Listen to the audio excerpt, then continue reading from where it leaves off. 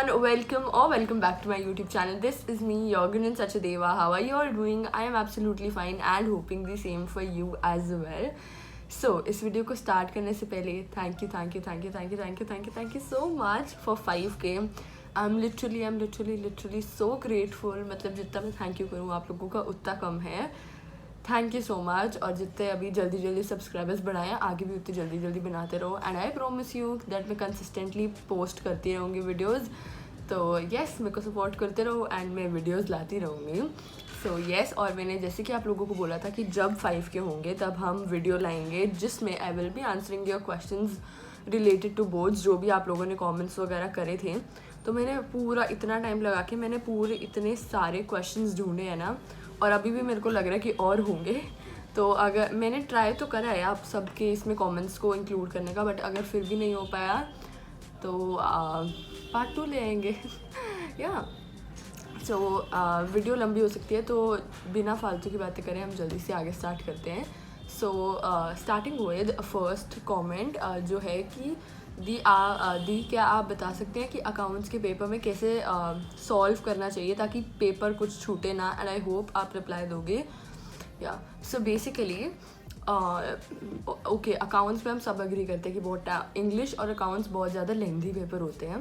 तो उस टाइम पे मेरी ना एज सच कभी ऐसे मैंने पिछली वीडियो में भी यही बात बताई थी कि मेरी कभी एज सच टाइम मैनेजमेंट की प्रॉब्लम आई नहीं है, क्योंकि ऑब्वियसली वॉच लेकर जाती थी साथ में तो थोड़ा उधर ध्यान रहता था. और जब टाइम जल्दी बीत रहा था तो ऑब्वियसली आपको अपनी स्पीड बहुत इंक्रीज़ करनी पड़ती है. बट एक चीज़ जो मैंने CA फाउंडेशन के टाइम पे सीखी, जो मैं आप लोगों को ज़रूर बताना चाहूँगी. अभी जैसे मेरे पास कैलकुलेटर है, हमारे टीचर क्या करते थे, कितने मिनट्स का टोटल पेपर है. सो हमारा 3 आवर्स का पेपर होता है बोर्ड का, तो 180 मिनट्स का पेपर होगा डिवाइड बाय कितने मार्क्स का पेपर है. सो 80 मार्क्स का पेपर होता है. सो आया है 2.25. तो बेसिकली आपको 2 मिनट 25 सेकेंड्स 1 मार्क के लिए देने हैं. अब ये देखो, आपकी 6 मार्क्स का अगर है तो आप 6 × 6 कर दो, विच इज़ ऑलमोस्ट 14 मिनट्स. तो आप 14 मिनट्स एक 6 मार्क वाले क्वेश्चन को दे सकते हो. लेकिन अब देखो, आप कई बार हमारे MCQs होते हैं जो इजी होते हैं, जिसमें हमें 2 मिनट नहीं लगते, हम फर्स्ट टाइम में ऐसे गेस करके अच्छे से हम कर सकते हैं. तो उसका टाइम जो बचता है आप दूसरों में एडजस्ट भी कर सकते हो. तो अप्रॉक्स लेकर चलो कि 14 से 15 मिनट्स में आपका 6 मार्क्स वाला क्वेश्चन हो जाना चाहिए. नहीं हो रहा तो स्किप. मतलब ये चीज़ का मैंने हमेशा ये चीज़ करी कि अगर मेरे से कुछ क्वेश्चन नहीं हो रहा, मेरे को नहीं आ रहा, मैं छोड़ देती थी ताकि आगे वाला ना छूटे. मैं जगह छोड़ देती थी. ये चीज़ ज़रूर करना. बहुत बच्चे होते हैं जो एक ही टाइम पे एक क्वेश्चन पे लगे रहते हैं, तो वो चीज़ नहीं करनी हम लोगों ने. सो यस, इस तरह से आप टाइम मैनेज करके चलना. और वॉच तो ऑब्वियसली लेकर जाना. कहना है कि दी 5 डेज़ में प्रीवियस ईयर पेपर सॉल्व करके अकाउंट्स में 90 मार्क्स ला सकते हैं. I will say why not. 5 days बहुत होते हैं, और उसमें से जब आप PYQ करते हो तब आपका कॉन्फिडेंस बहुत ज़्यादा बूस्ट हो जाता है. और पेपर करने से पहले आपको सिर्फ कॉन्फिडेंस ही चाहिए यार, क्योंकि पेपर तो ईजी होता है, आपको आता सब होता है. वो एक जो फियर होता है ना, वही आपको थोड़ा पीछे कर देता है. तो कॉन्फिडेंट होना सबसे ज़रूरी है. तो यार 5 डेज़ आप PYQ को दो, बहुत इनफ होंगे. 5 डेज़ अच्छे खासे आपने दिन दिए हैं, तो आपको बस कॉन्फिडेंट होना बाकी है. मैंने हर बार, अगर मैंने सुनील पांडे सर की क्वेश्चंस भी अगर आप लोगों को सजेस्ट करे थे, तो मैंने इसलिए करे थे कि अब वो 40 क्वेश्चंस में एक तो आपका पूरा सिलेबस कवर हो रहा है, और दूसरी बात, जब आप 40 क्वेश्चंस को लिख के देखोगे ना, आपका डेफिनेटली कॉन्फिडेंस बूस्ट होगा. तो इसीलिए मैंने क्वेश्चंस बोले थे वो. एंड अगर आपका अभी भी कॉन्फिडेंस बूस्ट नहीं हो रहा, देन उसको दोबारा याद करो, दोबारा लिखो, ताकि आपको जब तक खुद पे कॉन्फिडेंट आप फील ना करो ना कि अब तो मेरे को आता है, अब तो मैं बहुत बार कर चुकी हूँ, देन कोई फ़ायदा नहीं. कॉन्फिडेंट होना सबसे ज़रूरी है. या and then someone is asking कि राइट नाउ अभी लर्निंग करूँ या फिर क्वेश्चंस करूँ विद राइटिंग, बिकॉज मैं कुछ दिनों से हर चैप्टर रिवाइज कर रहा था, इसलिए मेरा मन ये क्वेश्चन आया, राइटिंग प्रैक्टिस किस तरीके से करूँ. ओके ग्रेट, आप रिवाइज कर रहे थे, रिविजन कर रहे थे, दैट इज़ ग्रेट. लेकिन अब मेरे को लगता है राइटिंग प्रैक्टिस पे आ जाना चाहिए आपको. लर्निंग और राइटिंग प्रैक्टिस को आप साथ लेकर चलो, आप अलग अलग मत करो. मैं ऐसा करती थी कि अगर मैं 40 क्वेश्चन है तो उसमें से 2 करके, अगर क्योंकि बड़े क्वेश्चन होते थे तो 2 क्वेश्चन पहले लर्न करें, then writing practice, learn writing practice, इस तरीके से करो. मैं एज सच लर्न नहीं करती थी. मैंने पहले भी बताया हुआ कि मैं कीवर्ड्स देखती थी, और वही मैं आप लोगों को सजेस्ट करूँगी, क्योंकि अब हम वो सेकंड थर्ड वाले बच्चे नहीं कि हम पूरे क्रैमिंग करेंगे। तो हम अभी सिर्फ कीवर्ड्स पकड़ो और समझो चीज़ों को एंड देन उसकी राइटिंग प्रैक्टिस करो। अगर आपकी लैंग्वेज में प्रॉब्लम आ रही है देन बुक से लैंग्वेज देखो। तो रटना नहीं है, हमें समझनी है वो चीज़ें। तो yes. Then the next one is हमारे पास सुजेस्टेड थी CB सचदेवा की economics book. I tried looking for Sandeep Garg की book for free PDF but है ही नहीं। अगर आपके पास हो तो please share the link of the PDF। CB Sachdeva की book is also pretty good. उसमें भी there are MCQs, match the following, true और फॉल्स, गिव रीजंस वगैरह। So do you think this would be enough? So basically Sandeep Garg की books की तो बात मैं आप लोगों से एंड पे करूँगी और बताऊँगी कि कहाँ से क्या मिलेगी और आप लोगों को और क्या चीज़ें चाहिए, वो सब बताऊँगी मैं आप लोगों को। तो वीडियो एंड तक ज़रूर देखना। एंड CB सचदेवा की बुक की बात करें तो टू वेरी ऑनेस्ट मुझे उस बुक के बारे में इतना नहीं पता। अगेन चाहे आप संदीप गर्ग कर रहे हो, मैं अपने एक्सपीरियंस से बता रही थी कि मैंने संदीप गर्ग करी, मैंने सुनील पांडा सर को देखा, मैं अपने एक्सपीरियंस से ये चीज़ें बताती थी। अब CB सचदेवा की बुक मैंने करी ही नहीं है तो I can not even tell you कि कैसी है बुक। बट जो अभी मैंने पहले बात बोली कि अगर आपको कॉन्फिडेंट फील हो रहा है देन नो प्रॉब्लम। क्वेश्चन हर बुक में सेम है, कोई भी ऑथर ऐसा चीज़ें छोड़ेगा नहीं कवर करने के लिए। क्वेश्चंस ऑलमोस्ट सेम ही होते हैं, आपको बस कॉन्फिडेंट फील करना होता है, पॉइंट ये है। Would it be enough if I only do 4 से 5 PYQs or do I have to solve 10? What's the minimum PYQs I should be doing? Or we only have 3-4 days between all the exams, so how should I do it? Please help. I really need help because our accounts teacher wasn't really good. I had to do her cheese to say Sunil Panda say. Please guide me through the number of PYQs I should be doing, which would be enough. अगर हम PYQs की बात करें कि कितने PYQs enough होंगे, मेरे को लगता है कि अगर आपने 5 PYQs कर लिए उसके बाद ना क्वेश्चंस PYQs में भी रिपीट होने लग जाते हैं, काफ़ी सिमिलर टाइप के क्वेश्चंस आने लग जाते हैं। और आप ऐसे करो, अगर आप कह रहे हो कि 3-4 हॉलीडेज़ ही हैं तो उसमें से 2 दिन आप अपने रिवीजन को दे दिए एंड देन 2 दिन आपने क्या करना है कि 2 दिन में 3 PYQs कैसे आपने 3-3 आवर्स देख के पूरा पेपर करा। देन उसके बाद आप क्वेश्चंस को देखने लग जाओ, जो क्वेश्चन अलग लग रहे हैं उसकी राइटिंग प्रैक्टिस करो। देन बिकॉज सिमिलर टाइप के क्वेश्चंस अगर रिपीट हो रहे हैं तो आई डोंट थिंक कि टाइम कम में आपको सारे उन टाइप के क्वेश्चंस को लिख के देखना है। आप 3 पेपर कर लो, 3 आवर्स पूरा दे के अच्छे से अपना 100% दे के, उसके बाद देन आप ट्राई करना मैक्सिमम पेपर्स को कवर करने का कि अलग क्वेश्चन तो नहीं उनमें कोई। तो येस, इस तरह से आप करना। And then here to ask you about economics, question ही समझ नहीं आता लाइक किस पे किस तरह के आंसर लिखने हैं। तो इसका आंसर दूँ तो मेरे को लगता है कि ये सब चीज़ें आपकी प्रैक्टिस के ऊपर ही डिपेंड करती हैं। जैसे कि अगर आप PYQs प्रैक्टिस करोगे, क्वेश्चन आंसर्स देखोगे तो आपको पहले 10 क्वेश्चन आपको डिफिकल्ट लगेंगे। 11th क्वेश्चन जब उसी टाइप का आएगा तो आपको समझने लग जाओगे कि हाँ फर्स्ट क्वेश्चन में ऐसा हुआ था तो 11th क्वेश्चन में भी काइंड ऑफ इसी तरह से होगा। तो I think it totally depends upon your practice जितनी कर सकते हो उतनी प्रैक्टिस करो ताकि आपको डर ही ना रहे। मेरा मेन पॉइंट इस वीडियो का यही है कि कॉन्फिडेंट होकर पेपर देने जाना, डर के साथ बिल्कुल पेपर देने मत जाना। एंड देन दीदी प्लीज़ बता दीजिए इंग्लिश में आपको कितने मार्क्स आए थे, जितने एक्सपेक्टेड थे उतने ही मिले थे या कम मिले थे? तो अगर मैं बताऊँ, मेरे को इंग्लिश में मेरा पेपर अच्छा हुआ था, मेरे को ये पता था कि मेरे 90+ आएंगे, बट एज सच मेरे को इतना कुछ specific number I was not sure इसी नंबर के लिए, क्योंकि मेरे को इतना पता था कि इंग्लिश में थोड़ी चेकिंग का आपको कभी पता नहीं होता कि कब आपकी वो गलती निकालते। तो आई वॉज लाइक कि 90+ आएंगे, but I was not sure कि कितने आएंगे। तो I scored 93 in English. Then दी अगर मैं सुनील पांडा के जो इम्पोर्टेंट 40 क्वेश्चन है इकोनॉमिक्स के विद राइटिंग प्रैक्टिस कर लूँ तो 85 आना पॉसिबल है क्या 100 में से? डेफिनेटली, क्यों नहीं, 85 तो आराम से आ जाएंगे यार, कोई बड़ी दिक्कत है ही नहीं 85 में। तो अगेन उन क्वेश्चंस में सर ने पूरा सिलेबस कवर करवा रखा है, और अगर आप राइटिंग प्रैक्टिस करोगे तो आपको पता होगा कि उधर पेपर में जाके उसको प्रेजेंट किस तरह से करना है, कि पहले कौन सी चीज़ आएगी, दूसरी पे कौन सी चीज़ आएगी। तो it will be very easy for you guys, I can guarantee you. But आप अपना 100% देख के तो देखो एक बार। देन अगेन एक क्वेश्चन है दैट आप प्लीज़ PDF है तो प्लीज़ दे दो। आई will be talking about that PDF and पे। I wanted to ask कि if I have not read NCERT, तो can I score 100 out of 100? Like, is it important to read NCERT to score 100, or the 40 questions and reading from Poonam Gandhi is sufficient? I guess NCERT ना आपको MCQs में थोड़ा help करती है, क्योंकि NCERT में जो MCQs आते हैं वो सारे NCERT में से आते हैं। जो 40 क्वेश्चन हैं वो आपको पक्का जो बड़े क्वेश्चन होंगे उनमें से तो पूरा अच्छे से अगर आप उनको कॉन्फिडेंट हो और उनको आप अच्छे से करके हो, then I can guarantee you कि बड़े क्वेश्चंस में आप पूरा फुल स्कोर कर सकते हो। एंड MCQs की बात करें, पूनम गांधी भी बुक मैंने पूनम गांधी से नहीं पढ़ा था तो मेरे को इतना आइडिया नहीं है, लेकिन अगर उसमें MCQs वगैरह अच्छे दे रखे हैं देन वाई नॉट, कोई आपको नहीं रोक सकता। तो give your best. Then again same question दीदी, how many PYQs at least we should solve of business, economics and accounts, but मैं आंसर दे चुकी हूँ राइट।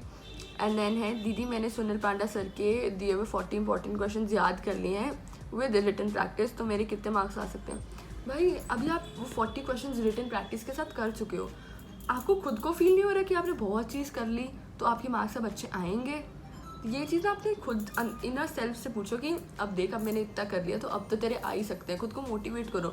और अगर आप वो 40 क्वेश्चन हो चुके हैं, आप PYQs उठाओगे ना, वही रिपीट हो रहे होंगे PYQs में, तो आपका और कॉन्फिडेंस बढ़ेगा। तो all the best. Listen, I am completing chapters of FICO and business studies, and after that, like understanding and learning, I go through OSWAL. So will that be okay? Because OSWAL से revision and questions दोनों हो जाते हैं, और should I go through other sources as well? मैंने OSWAL से ऐसे practice नहीं करी थी, बट मैंने बहुत सुना है कि OSWAL की बुक्स वगैरह सब बहुत अच्छी होती हैं, तो आई थिंक कि इनफ होगा वो। और अगर आपको खुद को ही आप बोल रहे हो कि उधर से रिविजन और क्वेश्चंस दोनों हो जाते हैं और अंडरस्टैंडिंग भी हो जाती है, तो then I think it's perfect for you. अगर वो आपके लिए सेट बैठ रहा है, ऐसा हो सकता है ना कि वो आपके लिए सेट बैठ रहा हो, मेरे लिए ना बैठ रहा हो, तो अगर आप अच्छा फील कर रहे हो, आपको लग रहा है कि हाँ ये अच्छा, ये इनफ है कि सब पॉइंट्स कवर कर रहे हैं, then no problem with it, go for it. दीदी please little bit idea about computerised accounting के बारे में दे दीजिए। अगर कोई फाइनेंशियल स्टेटमेंट नहीं कर पाया तो कंप्यूटराइज्ड कैसे करें, एंड वो अभी प्लीज़ थोड़ा आइडिया दे दीजिए, और कैसे पढ़ें उसको। मैं एक बात ही कहूँगी, हमारे टाइम पे जब प्री बोर्ड हुआ था और उसमें जब ये कंप्यूटराइज्ड अकाउंटिंग वाली चीज़ आई थी, तब क्लियरली सर ने बोला था कि नहीं करनी, क्योंकि ऑब्वियसली किसी को स्कूल में नहीं करवाई जाती और वो अलग पार्ट होता है, वो नहीं करना होता। और मेरी बात सुनो, आपने जो आपके फाइनेंशियल स्टेटमेंट आप कह रहे हो कि अगर किसी को नहीं आती, आपको थोड़ा बहुत तो आइडिया है फाइनेंशियल स्टेटमेंट के बारे में, क्या आप चाहते हो कि आप ज़ीरो से कंप्यूटराइज्ड अकाउंटिंग सीखो? तो जितने आप एफर्ट कंप्यूटराइज्ड अकाउंटिंग में ज़ीरो से लगाओगे ना, उतने आप अगर फाइनेंशियल स्टेटमेंट में लगा दोगे तो आप अच्छे से कॉन्फिडेंट होकर पेपर देने जाओगे। तो आई लिटरली डोंट थिंक कोई नीड है कंप्यूटराइज्ड अकाउंटिंग करने की। और हमारे टीचर ने यही बोलता बस नहीं करना होता। अब वी नेवर नो उधर बोर्ड्स वाले किस तरह से उधर चेकिंग करेंगे, तो रिस्क मत लो, मत करो वो, प्लीज़ मत करना वो है। इंडियन इकोनॉमिक्स याद ही नहीं हो रहा है, एनी टिप्स? यार इंडियन इकोनॉमिक्स में ना हमारे बैच में भी बहुत लोगों को प्रॉब्लम आती थी कि किस तरह याद करें, उसमें तो लेजिट, उसमें तो क्रैमिंग करनी भी पड़ती है, बट अगेन मैं वही प्रोसेस रिपीट करना चाहूँगी कि समझो, कीवर्ड्स उठाओ, देन रिटन प्रैक्टिस करो, ये आपको सच में बहुत हेल्प करेगी। और वही की यार जो सब हेडिंग्स होती हैं ना, उनको अच्छे से देख लो, और अंदर वाला मटेरियल बोर्ड्स में तो वैसे कोई नहीं देखता, तो ही मैंने हर बार बोला है कि जो जो आपको अच्छे कीवर्ड्स आते हैं उनको अंडरलाइन अच्छे से करके आओ, क्योंकि बोर्ड्स जो एग्जामिनेशन चेकर होता है वो सिर्फ उन कीवर्ड्स पे ही ध्यान देते, इतनी आपके अंदर वो पूरी लाइन्स चेक करने नहीं बैठेगा।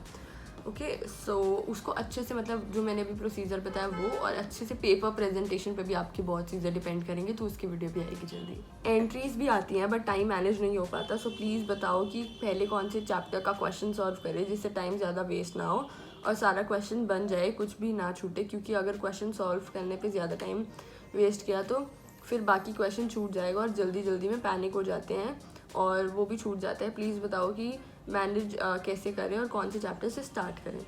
देखो यार चैप्टर्स तो अब पेपर में तो उस टाइम पे अगर 6 मार्क्स के 3 क्वेश्चन है, 4 क्वेश्चन है, तो वो चारों ही इंपॉर्टेंट हो जाते हैं क्योंकि वो सबकी इक्वल वेटेज है। बट देखो ईजी वाइज मैं बताऊँ तो शेयर कैपिटल बहुत ईजी है और उसकी वेटेज भी अच्छी खासी होती है, तो आप शेयर कैपिटल से स्टार्ट कर सकते हो। बट ऐसे वो चीज़ मत भूलना, सेक्शन याद रखना कि सेक्शन सी शुरू करें तो उसको ही पहले सबको ख़त्म करना है, तो आप शेयर कैपिटल से स्टार्ट कर सकते हो क्योंकि वो ईजी होता है और जल्दी आप उसको कर भी लेते हो। उसके बाद देन आप कुछ पार्टनरशिप का कर सकते हो, देन कैश फ्लो का कर सकते हो क्योंकि उसमें नहीं भी आता तो फॉर्मेट ही बनाना है। तो मैं तो कहूँगी कि पीछे से पेपर शुरू करना और रीडिंग टाइम में आप अपने MCQs पे थोड़े नज़र मार लेना, मैं तो यही कहूँगी है कि मैंने तो सब कुछ पढ़ लिया, मैं इतना एवरेज लड़का हूँ, बहुत ही ज़्यादा एवरेज। 10th में मेरे 70% आए थे और अब मेरी ऐसी प्रिपरेशन है कि मुझे लग रहा है टॉप करूँगा, पूरी अकाउंट्स आ गई, 20 सैम्पल पेपर सॉल्व कर लिए। वाह यार great great. I love the confidence, बस यही कॉन्फिडेंस चाहिए। और इस कॉन्फिडेंस से ना आप और आपका मन कहते कि और PYQs देखते हैं, अब तो आते ही हैं। तो आई लव दिस कॉन्फिडेंस, बस यही कॉन्फिडेंस से आपने पेपर देने जाना है, तो कोई आपको नहीं रोक सकता अच्छा स्कोर करने के लिए। एंड देन है दीदी मेरे से इंग्लिश के एग्ज़ाम पर सेक्शन A के बाद सेक्शन C की प्रीसेस के बाद ब्लैंक 2 पेज ब्लैंक छूट गए थे, तो मैं पास नहीं होंगी। वैसे सर ने मुझे कहा था कि स्लैश मतलब क्रॉस लगा दो, तो मैं वो लगाई आई थी। बता दी इतनी टेंशन क्यों ले रहे हो आप, वो जा चुका है इंग्लिश का बोझ। और ऐसा कुछ नहीं होता, स्लैश लगा दी, पेज छूट गया तो छूट गया, हमारी कोई गलती नहीं। आपने अगर स्लैश लगा दी, क्रॉस कर दिया, तो नॉट अ बिग डील, इतनी टेंशन लेने की बात ही नहीं है। इतना सोच क्यों रहे हो आप उसके बारे में, सबसे होते हैं, सबसे छूट जाते हैं कई बार पेज। देन है नहीं हो रहा दी, पता नहीं क्यों अंदर से मोटिवेशन ही नहीं आ रही है, और अकाउंट्स तो समझ ही नहीं आ रहा कैसे करूं, हर बार फेल हो जाते हैं उसमें, ट्यूशन भी नहीं, कोई और इको में इंडियन इको नहीं हो रही, बुक खोलते ही नींद आ जाती है इंजीनियर की तो, और बिजनेस में सब हो जाता है बट मार्क्स नहीं आ पाते क्योंकि प्रॉपर बुक वाली लाइन नहीं याद हो पाती। आई मीन जो सब पॉइंट्स होते हैं, कैरेक्टरिस्टिक्स, फीचर्स वगैरह। देखो यार, एट दी एंड हम लोग ऐसे किसी और पे फॉल्ट नहीं डाल सकते कि बुक खोल के नहीं डाल सकते, बुक की क्या गलती उसमें, सब पॉइंट्स आपको याद नहीं हो रहे हैं, अकाउंट्स में आप अच्छे से प्रैक्टिस नहीं कर रहे हो। तो मैंने कहीं तो किसी बुक में पढ़ा था कि अगर आपके आसपास कोई भी गलत चीज़ हो रही है, आप एक्सक्यूजेस मत दो, उस चीज़ पे वर्क करने लग जाओ, और आपकी गलती है कि वो चीज़ नहीं हो रही। आप में इतनी अकाउंट्स में प्रैक्टिस नहीं है कि आपके आंसर्स नहीं आ रहे और आपकी मोटिवेशन नहीं आपको मोटिवेशन नहीं आ रही। मैं डीमोटिवेट बिल्कुल नहीं कर रही हूँ, आराम से शांति से बैठो, बुक्स खोल के बैठो, और पूरे एक एक क्वेश्चन अच्छे से आप सॉल्यूशन साथ में लेकर बैठो, उसको देखो कैसे करें, क्योंकि अगर नेक्स्ट टाइम अगर वो एडजस्टमेंट रिपीट हुई ना, तो उसको आराम से देख के अगली बार वो आपकी एडजस्टमेंट आती हो, ऐसा कुछ करना है अपन ने। समझ रहे हो मेरी बात, आराम से कामली सब करो। अगर आप दिमाग में बैठा कर ही बैठे हो कि मोटिवेशन नहीं आ रही, मेरे से नहीं हो पाएगा, तो क्यों, वही everything depends upon your mind set, तो टेंशन लेने की बात नहीं है। और दूसरी बात जो आपने बिजनेस स्टडीज़ के पॉइंट्स की बोली, भाई उसकी तो राइटिंग प्रैक्टिस करोगे, जितना आप लिखोगे उतना आपको याद होगा, आपको ऐसे पढ़ने से रट्टा मारने से याद नहीं होगा, जितनी राइटिंग प्रैक्टिस करोगे उतना याद होगा। मैं हर क्वेश्चन का वही रिप्लाई कर रही हूँ, तो अगर ये चीज़ आपने कर ली ना, देन वही चीज़ आई कैन गारंटी हूँ कि आपके अच्छे मार्क्स आएंगे। और इंडियन इकॉनमी तो मेरे को अच्छी लगती थी, बट मेरे फ्रेंड्स वगैरह थे और जो भी कमेंट्स में लोग बोल रहे हैं, लोगों को नहीं अच्छी लगती Indian economy, but Indian economy अगर आपने एक बार समझ ली ना, देन आपको ज़रूर इंटरेस्टिंग लगेगी। और मेरे को ना सबसे गंदा चैप्टर वही लगता था, इंडिया पाकिस्तान वाला, क्योंकि इसमें तो एक तो डाटा था और वो थोड़ा बहुत कन्फ्यूजिंग भी था, बट अगर आप शांति से एक बार उसको बैठ के करोगे तो अच्छा से हो जाएगा, टेंशन लेने की बात ही नहीं है कोई। Then hey, next question is, Didi, I'm done with my syllabus around 2 to 3 times and I'm feeling burnout. What should I do? I'm not being productive now. It's really stressing me out. I got around 80% in pre-board, but I'm really stressed out. If I don't get 90%, I won't get a good college. Please help me out. मतलब जो लोग ये video को देख रहे होंगे ना, मेरे को ऐसा लग रहा है कि सब जो भी वो काफ़ी लोग ना जिस पोजीशन पे आप आ चुके हैं ना, उस पोजीशन पे आना चाह रहे हैं कि हमारे सिलेबस 2-3 बार हो जाए। और मैं क्लियरली देख पा रही हूँ आप टॉपर की कैटेगरी में आ रहे हो, और 80% प्री बोर्ड में अच्छे मार्क्स कंसिडर करे जाते हैं, बिकॉज मैंने पहले भी बताया था कि टीचर्स नहीं देते मार्क्स, और 80% अगर आपके आ गए तो कोई नहीं रोक सकता आपको 90+ लाने से। और अब तो CUET आ चुका है काफ़ी कॉलेजेस के लिए, तो 90% तो आपके मैटर इतने नहीं करेंगे, तो टेंशन बिल्कुल मत लो। और अगर आप प्रोडक्टिव नहीं हो पा रहे हो, PYQs करो। मेरे को पता है, मैं समझ सकती हूँ कि जब आपका 2-3 बार रिवीजन हो जाए ना, तो आप अगर दोबारा बुक खोलोगे तो आपको यही लगेगा ये तो आता है, ये तो आता है, इसको कैसे करें। बट यही टाइम है कि और रिविजन करने का, क्योंकि पेपर तक ऐसा ना हो कि आप ब्लैंक आउट हो जाओ। तो PYQs करो, MCQs प्रैक्टिस करो, ताकि और कॉन्फिडेंस बूस्ट हो। So yes. देन है, please tell me where do you do rough work of accounts on answer sheet, please reply. एक तो बॉर्डर लग जाता है और लास्ट पे एक रफ वर्क का पेज मैं बना लेती थी, तो वहाँ करा करती थी मैं तो।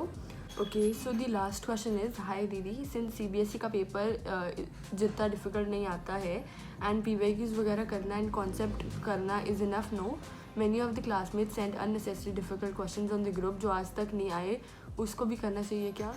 ब्रो ट्रस्ट मी, ये मेरे साथ भी होता था। अगर ट्यूशन पे अगर हम जाया करते थे तो उधर कुछ अजीबोगरीब क्वेश्चन अगर लोग नहीं भेजते थे, तो आप इतने सोर्सेज अगर आप देख रहे हो ना, तो आपको कहीं ना कहीं वो गंदे क्वेश्चंस मिल ही जाते थे। इतना लेवल आपको पता ही है कि इतना लेवल सच में नहीं होता CBSE के पेपर का। अगर आपको बेसिक्स अच्छे से क्लियर है ना, और अगर आपको कुछ गंदा क्वेश्चन आ भी गया, आप उससे रिलेटेड भी लिखाते हो ना, तो कुछ बड़ी डील नहीं होती। तो यस, इतना बड़ा कुछ डिफ़िकल्ट नहीं होता और इतना बड़ा कुछ इशू नहीं बनाने का। चुपचाप अपनी मेहनत करो और कुछ नहीं। और ये टेंशन लेने की तो बात बिल्कुल भी नहीं है। तो उसके बाद अब लास्ट चीज़ पे आते हैं हम लोग, पीडीएफ की बात पे, जो बहुत बच्चों ने पूछा था कि पीडीएफ नहीं मिल रही, कहाँ से करें, क्या करें। सो फॉर यू ऑल, आप सबके लिए मैंने स्पेशल अपनी टीचर को मैसेज करा, क्योंकि पीडीएफ उनके पास थी, जिन बच्चों के पास बुक्स नहीं थी वो पीडीएफ दे देते थे। तो स्पेशल मैंने अपनी टीचर को मैसेज करा, hi ma'am, how are you and all that. Then मैंने उनसे पीडीएफ मांगी। सो मेरे पास पीडीएफ आ चुकी हैं, इंडियन इकोनॉमी की भी और मैक्रो इकोनॉमिक्स की भी। सो मैं ट्राई करूँगी कि मैं पीडीएफ का लिंक डिस्क्रिप्शन में दे दूँ। एंड यस, मैं आप सबके लिए कुछ भी कर सकती हूँ। अगर और भी कुछ चीज़ चाहिए हो तो मैं ट्राई करूँगी ढूंढने का। काफ़ी लोग PYQs का मांग रहे थे। आई डोंट थिंक कि PYQs मैं स्पेशल कहीं से लाऊँ। आप गूगल पे सर्च करोगे, आपको आराम से PYQs मिल जाएंगे। संदीप गर्ग की प्रॉब्लम होती है, इजीली नहीं मिलती उसकी PDF, तो मैं PDF लेके आ चुकी हूँ। एंड येस, प्लीज़ लाइक कर देना मेरे इसी एफर्ट के लिए। मैंने स्पेशल टीचर को मैसेज करा, और प्लीज़ लाइक शेयर कमेंट कर देना और सब्सक्राइब भी कर देना। अपने फ्रेंड्स के साथ भी शेयर कर दो ये वीडियो। आई होप कि आप लोगों को ये वीडियो अच्छी लगी हो। अभी मैं रेगुलरली ट्राई कर रही हूँ पोस्ट करने का। अब थोड़ा मेरे को मैनेज करना डिफ़िकल्ट हो रहा है। इधर PG में भी बहुत काम होते हैं, साथ में कॉलेज भी होता है, CA की क्लासेस भी होती हैं और सब चीज़ें होती हैं। तो it is kind of difficult for me to manage all that, but मैं सब कर रही हूँ आप लोगों के लिए, क्योंकि आपके वर्ड्स हैं। So please like share and comment. और इस वीडियो का लाइक टारगेट क्या रखूँ? अब तो लेजिट मैं ना थोड़ा डिमोटिवेट हो जाती हूँ। मैं आपको कहती हूँ कि डिमोटिवेट नहीं होना, बट मैं खुद थोड़ा यूट्यूब के रिलेटेड डिमोटिवेट हो जाती हूँ कि अब तो इतने लाइक टारगेट मैं बोल देती हूँ बट हो नहीं रही and all that. So please भर भर के लाइक्स दे देना। इस बार मैं लाइक टारगेट नहीं रख रही, तो भर भर के लाइक्स दे देना और 10 के जल्दी कर दो। अब it will mean a lot to me. And thank you so much. Thank you, bye.